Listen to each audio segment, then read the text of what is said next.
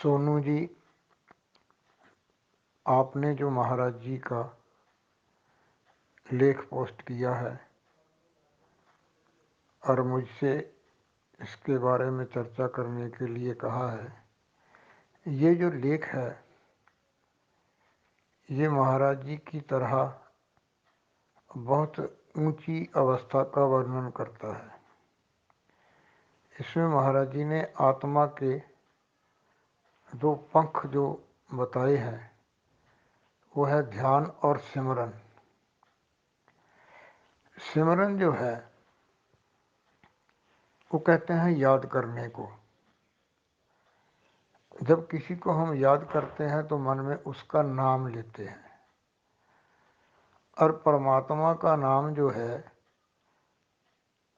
वो ऐसे कहते हैं कि जब कोई बच्चा पैदा होता है तो बड़े जो बुजुर्ग होते हैं उनसे कहा जाता है कि आप इस बच्चे का नाम रखिए, क्योंकि परमात्मा खुद सबसे बड़ा है, इससे बड़ा तो कोई था नहीं।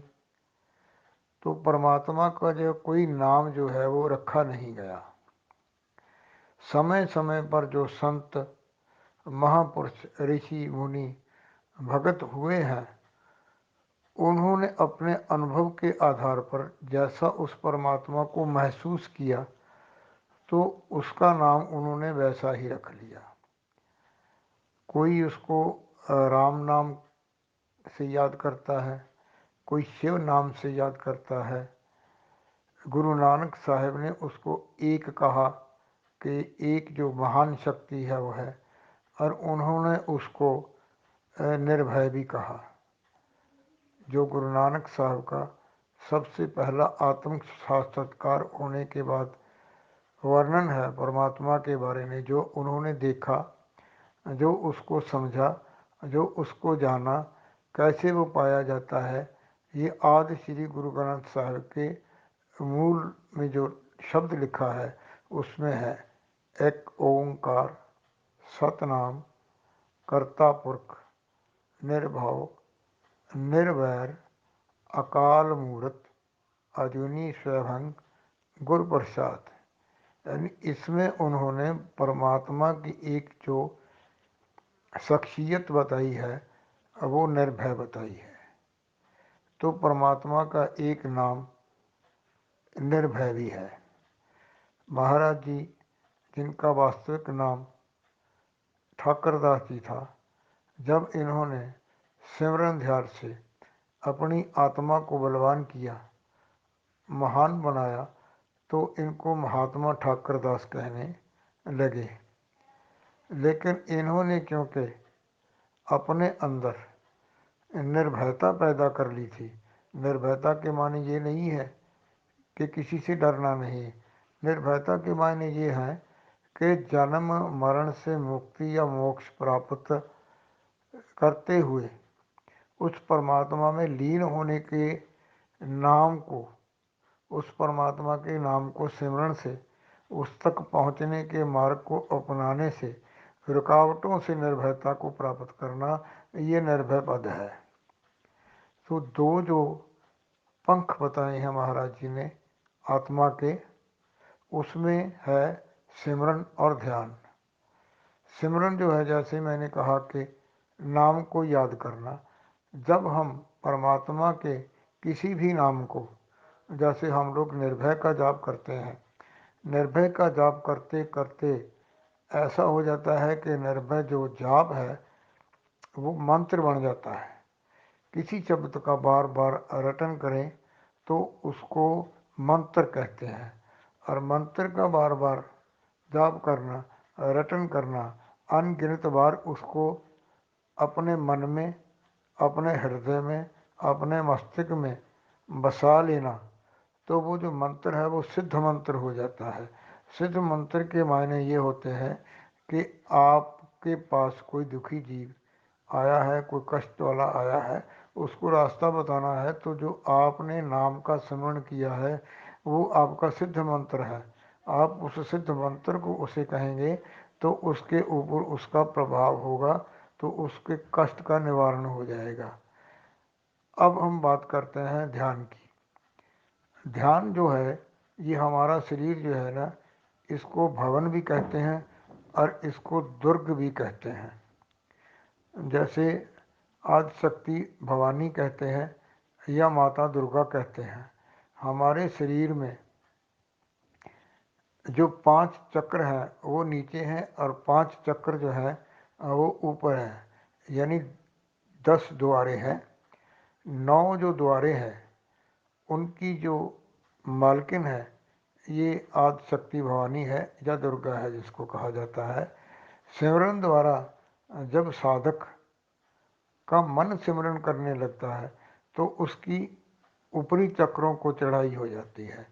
5 चक्र आँखों के नीचे हैं और 6 चक्र ऊपर हैं। छठा जो चक्र है वहाँ पर ध्यान शुरू होता है, वहाँ पर एकाग्रता शुरू होती है। जो 7वां चक्र है उससे आगे जो है वो शांति शुरू होती है।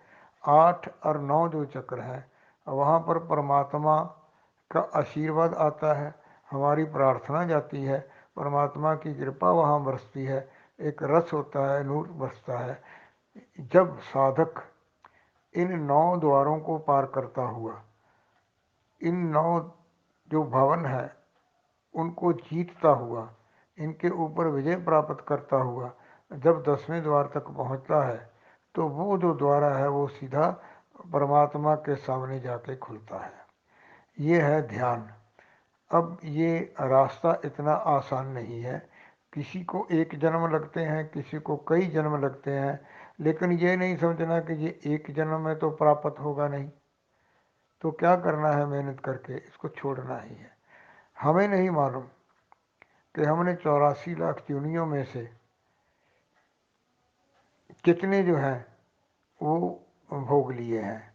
हो सकता है हमने 83,99,999 भोग लिए हों और ये हमारा अंतिम हो, और अंतिम में परमात्मा के पास जाने के लिए ये आत्मा जो महाराज जी ने कहा है कि ये तड़फड़ा रही है, इसको निकलना है, इसको ये शरीर का पिंजरा तोड़ना है, इसको इस भवन को छोड़ना है, उसके लिए जो है किसी अनुभवी गुरु का आशीर्वाद होना बहुत ज़रूरी है।